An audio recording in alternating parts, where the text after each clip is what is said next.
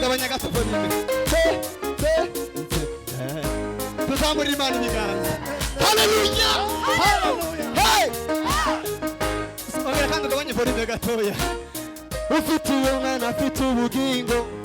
Ufite umwana afite ubugingo. Twese tubihamye. Niba umufite ari niba twumve. Ufite umwana afite ubugingo. Ijwi ryiza. Ijwi ryiza. Ritireba Imana yagennye igitambo. Ijwi ryiza. Ijwi ryiza. Ritireba Imana yagennye igitambo. Ibyo byari ibimenyetso bisuranira ibihe. Maze igihe gikwiye Yesu bwiwarizira. Hallelujah. Semeni hallelujah. Amen. Ibyo byari ibimenyetso bisuranyira ibihe. Maze igihe gikwiye gisohoye. Imana ubwiwari. Hallelujah. Ibyo byari ibimenyetso bisuranyira ibihe. Maze igihe gikwiye Yesu bwiwarizira. Twicare. Reka twicare. Muri la salama tugaruke. Dusubiremo. Waduhaye zibiri. Hallelujah. Bwana Yesu asifiwe. Usanga ari hano la salama ihera. Usanga ari uko dutangiye la salama tukaza gushema gasindano tugakomeza ndanezerewe cyane. Bwana Yesu asifiwe. Abrahamu yaragiye ngo agiye gutamba umwana neza gutya. Imana amubwiye ngo menye neza yuko unkunda. Yamuvuga ngo ahantu sinogenda ntayisizina pise Jehova yire kumusozi w'Imana igitambo kizabonwa muminga z'uwo musozi habonetseyo ibyuzuye. Ijwi ryiza ritireba Imana yagennye igitambo. Ijwi ryiza ritireba Imana. Ongera. Ijwi ryiza ritireba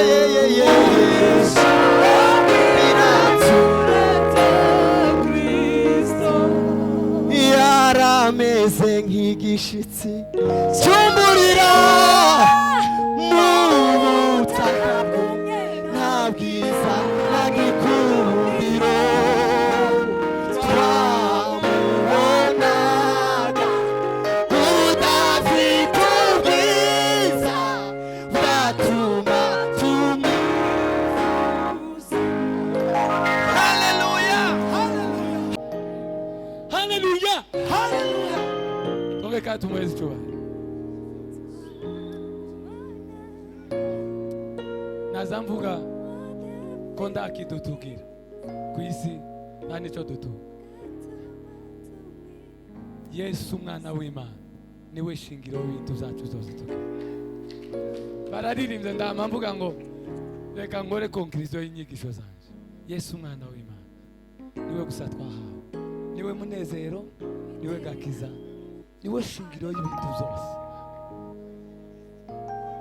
Anafite ufite uwo mwana mureke kuba abakristo bonyine ufite muririmbe mu majwi ndabizi muririmbe mu majwi ubugingo ufite uwo mwana ufite uwo mwana afite ubugingo ongera kandi rimwe ufite uwo mwana ufite uwo mwana afite ubugingo niwe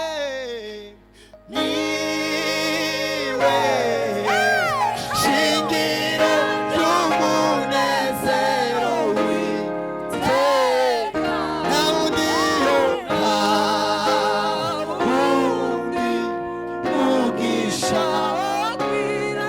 Umva kano gace gatoya kwizera kwacu